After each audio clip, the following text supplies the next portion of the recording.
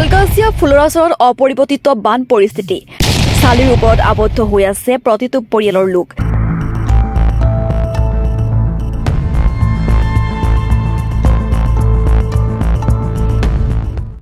চিকিৎসা বিশুদ্ধ খোৱাপানী আৰু খাদ্যৰ বাবে তীব্ৰ সংকট বিভিন্ন ৰোগত আক্ৰান্ত বৰ্ণাঢ্য।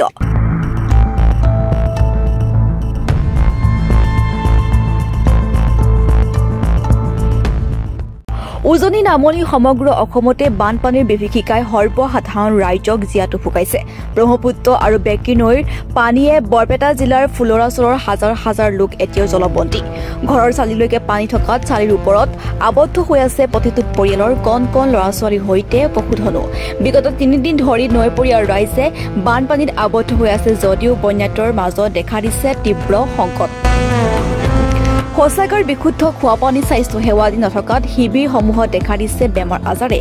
কিন্তু এই সমস্যাসমূহ অসম চৰকাৰে সমাধান কৰাৰ ক্ষেত্ৰত ব্যৰ্থ হৈছে বুলি জানিব পৰা গৈছে। লগতে বানপানীত আবদ্ধ হৈ থকা বৰ্ণাঢ্যকো উদ্ধাৰ কৰাৰ লগতে অতি শীঘ্ৰে পৰ্যাপ্ত খাদ্য বিশুদ্ধ খোৱাপানী স্বাস্থ্য সেৱাৰ ব্যৱস্থা কৰাৰ দাবী জনায়।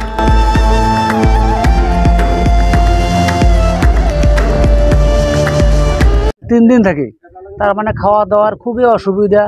আর ঘরের ভিতরে কোনো ঢোকা না যায়, কোনো বস্তু বাহিনীতে নেওয়া না যায়, গরু বাছুর নিয়ে খুবই জুলুম। তার মানে গরু বাছুরও রাখার সুবিধাটা নাই আর কি। এই কারণত কোনো জঙ্গল ঝাড় দিয়ে কোনো রকম গরু আর কি অল্প সুবিধা করে রাখা হয়েছে। মানুহৰ কি ধৰণৰ অসুবিধা হৈছে? মানুহৰ অসুবিধা খুবই অসুবিধা। চালেৰ উপৰ উঠি আছো আৰ অসুবিধাৰ কি কম আৰ তা তো দেখাই যাব। সৰকাৰেৰ ফালৰ পৰা মানুহ আহিছে না নাই? সৰকাৰেৰ পৰা মানুহ আহিছে। কি বিচাৰে কি বিচাৰে? বিচাৰাৰ উদ্দেশ্য আজি যেখানে আমাৰ ঘটনাখানি আৰ সাইকেল আৰ কি। এতিয়া কি বিচাৰে, কি লাগে আপোনালোকৰ? আমাকৰ ক্ষতিপূৰণ যদি সৰকাৰে দিবাৰ কিছু সুবিধা থাকলে দিবাৰ পাৰে আৰ কি। খাওয়া দাওয়া কেনেকুৱা চলি আছে? খাওয়া দাওয়া খুবই অসুবিধা। খাওয়া পানি নাই, তাৰপিছত পাক শাক করার কোনো সুবিধা নাই, পশু খাদ্য নাই, খুবই অসুবিধা আর কি। গরুর ঘাস নাই, ঘুরা নাই, কিছু নাই, চাপট নাই, খুব অসুবিধা। আজকে 3 দিন থেকে খাওয়া দাওয়ার খুব কালি রাতে ভাত খাওয়াই নাই, কিন্তু একদিনকার ভাত আমরা 3 দিন খাওয়া আছি। রান্না বাড়ির কোনো সুবিধা নাই, খড়ি নাই, গরুর এদিকে ঘাস নাই, পোলাপান নিয়ে খুব ব্যস্ত অবস্থা। এইদিকে যেদিকে পাড়ায় থাও দেয় না, নাই উঠি, এদিকে ভেজা কাপড়, শুকনো কাপড় তো নাই। ঘৰৰ ওপৰত থাকিব লগা হৈছে। ঘরের উপরত কোনো রকম আমরা চালের উপরত বহি খাই, কতবা খাই না। কি নদী এইটো? এটি নদীটো কি নদী? ব্রহ্মপুত্র বেশি বেছি হৈ আছে নেকি এতিয়া? বেশি হয়ে আছে, দিন দিন বাড়ি আছে। খোৱা লোৱাৰ আপোনালোকৰ খোৱা লোৱাৰ কি ধৰণৰ অসুবিধা হৈছে? অসুবিধা মানে কোনো বানাবও নাপাং, আনবও নাপাং, কোনো নাও নাই। আমি কি ধরনত আনিম? এখন গরু থুইয়াও যাবা নাপাং। গৰুৰ কিবা খাদ্যৰ অসুবিধা হৈছে? গরুর খাদ্যর মানে ঘাসও কাটবে নাপাং, চাপড়ও নাই, নিমখও নাই, গুড়া নাই।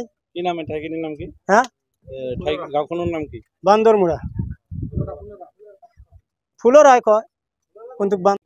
প্ৰথমে ধন্যবাদ জনাইছো সাংবাদিক বন্ধুসকলক।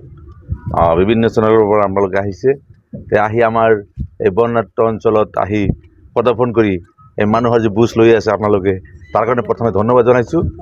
আৰু বিশেষকৈ আমি ক'বলৈ ওলাইছোঁ যে পুৰা 3 দিন ধৰি আমাৰ ইয়াত বানপানীৰ যিটো তাণ্ডৱ চলাইছে, বহুত মানুহৰ ঘৰ বাৰী উঠাই লৈ গৈছে। তাৰপিছত অনাহাৰে মানুহে জীৱন যাপন কৰি আছে, ঘৰৰ চালিতো উঠি জীৱন যাপন কৰিব লগা হৈছে। বহুত মানুহৰ খাদ্যৰ অভাৱ, তাৰপিছত পশুধনৰ খাদ্যৰ অভাৱ হৈ আছে, যাৰ কাৰণে প্ৰশাসনৰ পৰা যদিও আমাৰ খবৰ লৈ আছে, কিন্তু আমি আমাৰ মানুহৰ যি দুৰৱস্থা হৈ আছে সেই দুৰৱস্থাৰ যিখিনি ব্যৱস্থা কৰিব লাগে সেইখিনি এতিয়ালৈ আমি পোৱা নাই। আমি কৰোঁদৰে অনুৰোধ জনাওঁ প্ৰশাসনক, যাতে প্ৰশাসনৰ ফালৰ পৰা আমাৰ এই দুৰ্ভিক্ষ অঞ্চলৰ মানুহৰ অভাৱ যিবিলাক হৈ আছে অভাৱসকল পূৰণ কৰি দিয়ে, ইয়াৰ কাৰণে আমি অনুৰোধ জনাইছোঁ। কোন অঞ্চলত বৰ্তমান বিশেষকৈ আমি ইয়াতে আমাৰ তাৰাকান্দি, জয়পুৰ ছেক্ৰেটাৰী, মইনবুৰী আদি কৰি 2-3টা পঞ্চায়তৰ কিসমত মইনবুৰী, খন্দকাৰপাৰা, এনচি, জয়পুৰ পাথাৰ, বান্দৰমুৰা, ফুলৰাচৰ আদি কৰি কেইবাখন আৰু বহুতখিনি গাঁও আছে আমাৰ ইয়াতে। এই চৰখিনিৰ নাম ফুলৰা বান্দৰমুৰা। তো আমি বিশেষকৈ আমাৰ ইয়াত প্ৰায় 10ৰ পৰা 15খন গাঁও আছে, এইখিনি একেবাৰে পানীৰ তলত ডুব যাই আছে। সেইকাৰণে প্ৰশাসনৰ ফালৰ পৰা যাতে অতি সোনকালে ইয়াৰ খাদ্যৰ পৰা আৰম্ভ কৰি পশুধন চিকিৎসা আদিৰ ব্যৱস্থা কৰি দিয়ে, তাৰ কাৰণে আমি প্ৰশাসনক অনুৰোধ জনাইছোঁ। কলকাছিয়াৰ পৰা মহিবুল ইছলামৰ ৰিপৰ্ট, এনি লাইভ।